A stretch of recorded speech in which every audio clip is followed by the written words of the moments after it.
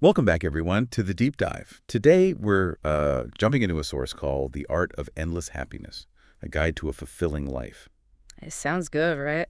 It offers some really simple but kind of profound principles for finding, real lasting happiness. So our mission here is to unpack these ideas, pull out the key nuggets, maybe some surprising bits that can actually help you live a more fulfilling life. We want the practical stuff. Absolutely. And, right away, the source challenges how we usually think about happiness. It says, look, it's not some destination you finally arrive at. It's more like a way of traveling, something you choose every day. And the foundation for that, it argues, starts with compassion, how we treat ourselves and how we treat others. That's the starting point. That's a big shift right there. Because we're always thinking, I'll be happy when, Mm. you know. Okay, so let's unpack that first big idea then. Understanding the value of right now, the present. The source really pushes this idea that real happiness starts when you see the value in life now.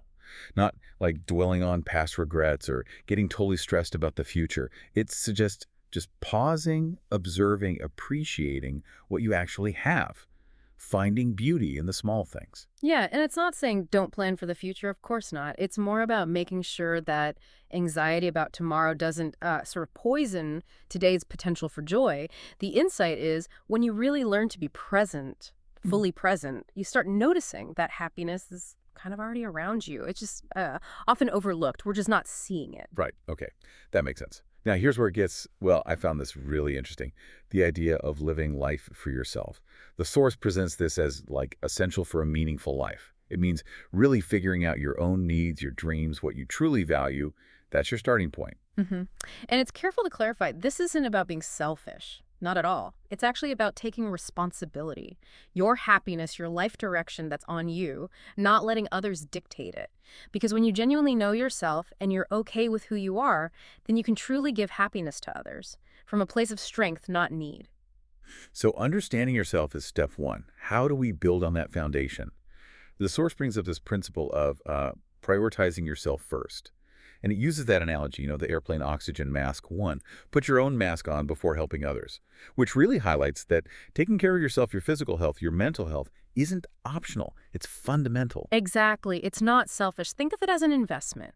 A strategic one. By filling your own cup first, making sure you're okay, you actually gain the energy, the capacity to help others effectively, sustainably. You're more beneficial to society in the long run, not just in a quick burst before you burn out. Okay, so building on that self-worth. The next idea is creating pride in what you do. This is seen as a really important source of inner strength. And interestingly, it doesn't matter if the work is big or small, seems important or, kind of mundane. Anything done with intention, with effort, has value. That's a great point. And it raises the question, does pride mean you have to nail everything? Succeed constantly? The source says no, definitely not. Real pride comes from valuing the effort itself, the progress you make, and importantly, what you learn along the way, even from the mistakes, especially from the mistakes, maybe. Which leads us perfectly to the next piece, accepting mistakes, Yeah. just accepting them as part of life. The source puts it plainly, whether child or adult, everyone makes mistakes. Hmm. Simple truth. It reframes them not as failures to beat yourself up about, but as essential parts of learning and growing. Absolutely. Approaching mistakes with an open heart, the source argues, is where the real learning happens. It helps you improve. And, what that does is it changes your relationship with trying new things. If you're not terrified of messing up, Yeah. you're much more likely to step out, take a chance, and that's where growth happens. It's liberating, really. Yeah, I can see that. And when you're free to learn and grow, that's when your actions really start to matter. Right. Right. The source brings up that old saying, actions speak louder than words. It's a reminder, isn't it, that saying nice things is fine, but without follow through. Nothing really changes. Exactly. But those small, consistent actions, day after day, that's what builds momentum and creates real results. Precisely. And it's not just about how others see you, like building credibility. It's also about how you see yourself. Consistently doing what you say you will builds massive self-confidence. You start to trust yourself. When you trust yourself, you feel more capable of setting bigger goals and more motivated to actually, chase those dreams. It builds internal strength. Okay, so actions speak loudly. What about our words? How should they speak? The source talks about communicating with love, which sounds lovely, but what does it mean practically? It suggests speaking as if we're embracing the other person. Mm. Wow. So words filled with warmth, compassion. It's about the tone, the eye contact, the gestures, showing you care. Mm-hmm.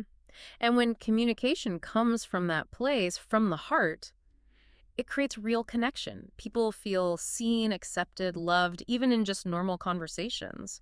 The source points out that this kind of communication strengthens relationships, makes them deeper, more resilient. It turns simple interaction into, well, genuine human connection. That feels really needed today. And connected to that warmth is the idea of encouraging others with trust. The source says one of the most powerful things you can say is simply, I believe in you. Hmm. That trust from someone else. It can be an incredible motivator, a real driving force. It's so true, and you don't need a long speech for it either.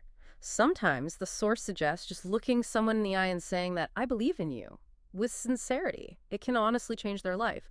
When you become someone who genuinely sees and trusts the potential in others, you become part of their success, part of their happiness. It's a powerful role to play. Okay, so we've talked about action, connection, self-care. Now, a crucial pivot, knowing how to rest. The source is pretty blunt. When work time ends, you must rest. Full stop.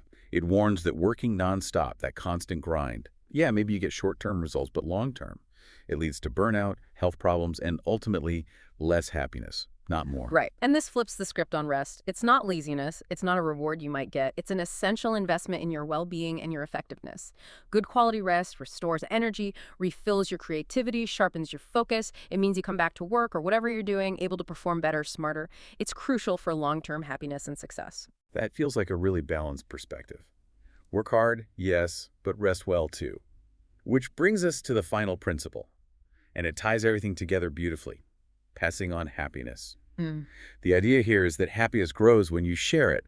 It doesn't deplete your own supply. I love the analogy he uses the candlelight. Lighting someone else's candle doesn't dim yours. It just makes the whole room brighter. Exactly. And it shows how sharing happiness isn't some grand gesture necessarily. It can be a simple smile, a genuine compliment, offering a helping hand, or just listening, really listening to someone.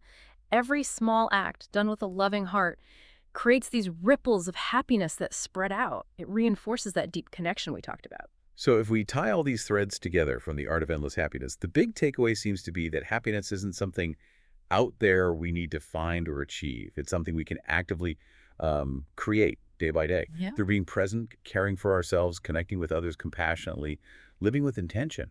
Yeah, and when you start applying these principles, you realize something quite profound.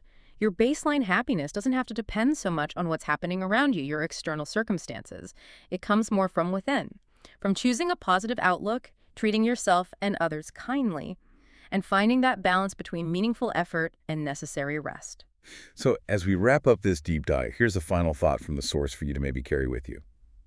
True happiness isn't really a destination you arrive at. It's the journey itself. It's about living each day as fully as you can, with gratitude, with compassion, and always with a sense of hope. When we understand and practice these simple ideas, happiness isn't just possible, it's right here within our grasp.